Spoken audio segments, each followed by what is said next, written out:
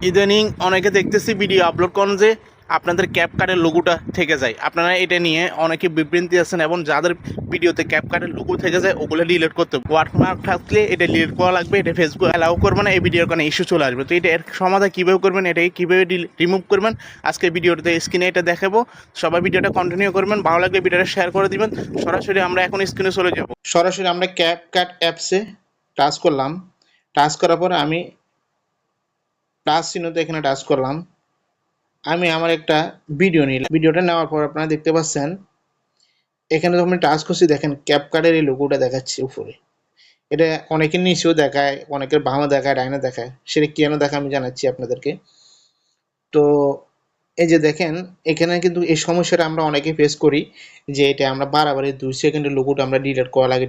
এটা যদি এখন আমি ডিলিট করে দিই চলে গেছে। আবার যদি আমি ভিডিও পর টাচ করি এই জিনিসটা আবার আপনার চলে আসবে। দেখতে পাচ্ছেন আবার চলে আসবে। তো একটা বিরক্ত না আমার হিসেবে এটা যাতে না আসে বারবার ডিলিট কারণ আগে এটা অফ করে দিতে হবে। তো আগে আমরা এটা অফ করব। এটা অফ করার জন্য কি করতে হবে? কোথায় যেতে হবে? তো এটা অফ করার জন্য আমি সরাসরি এখান থেকে ব্যাগে আমরা টাচ করলাম। টাচ করার পর এই যে সেটিং অপশন দেখতেছেন এই সেটিং এর উপরে টাচ করলাম। দেখেন এখানে 2 নম্বর যে অপশনটা অ্যাড, এই অপশনটাতে আমরা যখন এটা এনেবল আছে এই জন্য আমার এটা সমস্যা করতেছে। আমি যখন এটাকে অফ করে দেব ডিসক্যাচ এই অপশনটা টাচ করে দেওয়ার পর এটা অফ হয়ে গেছে। অফ হয়ে যাওয়ার পরে এখন যদি আমি আবার এখান থেকে ব্যাগে যাই, সেম একটা ভিডিও নিই, দেখতে পাচ্ছি আমার ভিডিওটা 60 সেকেন্ড, এখানে 60 সেকেন্ড শো করছে, পিছনের এই লোগোটা আমার আর নাই। তাহলে এটা আমাদের মোটামুটি এখানে অফ করে দেওয়ার জন্য এটা আসবে না। এখন আমাদের মূল সমস্যা হচ্ছে আমাদের এই জিনিসটা আমরা কীভাবে সমাধান করব? তো এই জিনিসটা সমাধান করার জন্য আমরা এখান থেকে সরাসরি ব্যাগে চলে যাব।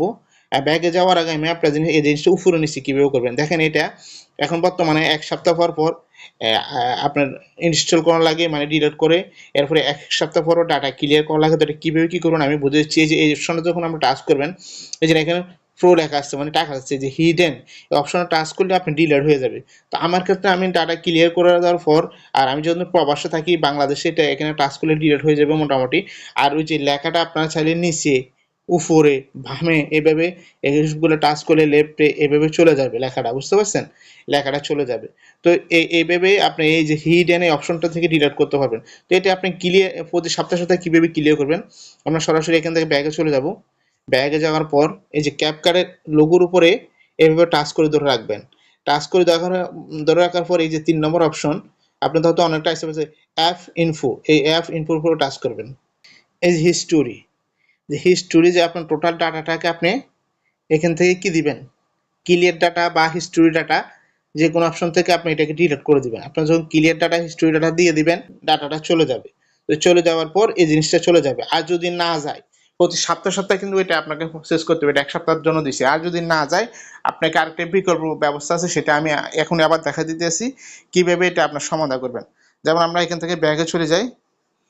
ব্যাগে যাওয়ার পর আমি সরাসরি আমার গ্যালারিতে গিয়ে এই যে আমি একটা ভিডিও, এই যে ক্যাপকাটের যে লোগোটা উপরে থাকবে আপনারা কি করবেন এখানে করব দিয়ে এইভাবে সামান্য এই জিনিসটা কেটে দিয়ে দিবেন। হয়তো অনেক আমার ভিডিওতে এখন তো 916 হবে না। আপনি আবার যে কোনো অ্যাপস বা আপনার মোবাইল থেকে এখান থেকে আপনি চেঞ্জ করতে পারবেন। এই যে এখানে করবে সিস্টেম আছে, আপনি সেম ওই সিস্টেমে নিয়ে আসতে পারবেন।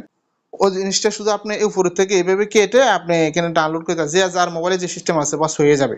আমি মাঝে মাঝে এভাবে করা লাগে, এইভাবে আপনারা সমাধান করতে পারবেন।